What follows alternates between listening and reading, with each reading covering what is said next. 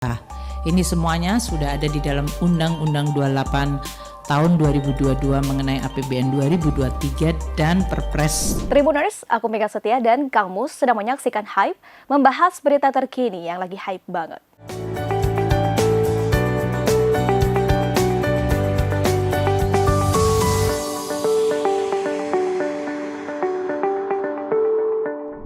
Menteri Keuangan Sri Mulyani Indrawati Tribuners mengatakan bahwasannya surat pusat PPATK terkait transaksi janggal sebesar 349 triliun rupiah sejak 2009 hingga 2022 pun telah ditindaklanjuti. Dalam kasus ini Tribuners belasan pegawai pun diseret ke pengadilan.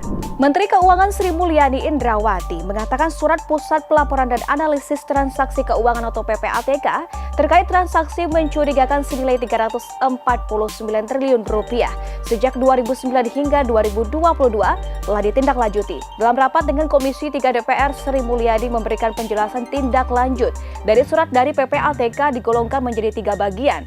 Pertama, dana sebesar 253 triliun rupiah berisi transaksi kredit operasional perusahaan atau korporasi. Sri Mulyani hadir bersama Kepala PPATK Iwan Yustiawandana dan Menko Polhukam Mahfud MD. Transaksi sebanyak 189 triliun rupiah terkait dengan tugas Ditjen Pajak dan Ditjen Bea Cukai terhadap ekspor emas yang telah diproses hingga ikrah secara hukum namun akan ditindaklanjuti. Sri Mulyani juga menjelaskan PPATK telah mengirimkan 100 surat atau laporan hasil analisis atau LHA yang terdiri dari 36 surat terkait perusahaan atau pihak lain senilai 61 triliun rupiah. Sementara 64 surat terkait pegawai Kemenkeu senilai 13 triliun rupiah.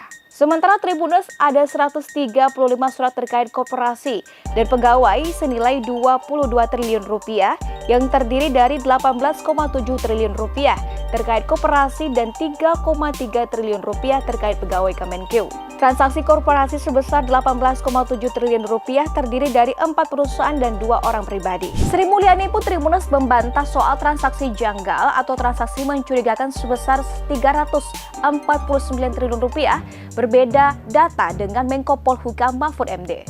Ex-Direktur Pelaksana Bank Dunia itu pun merinci sejatinya transaksi mencurigakan 349 triliun itu bersifat debit kredit hingga keluar masuk transaksi.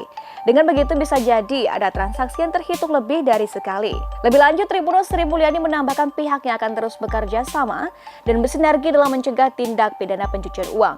Komitmen ini pun telah ditindaklanjuti dengan MOU bersama PPATK.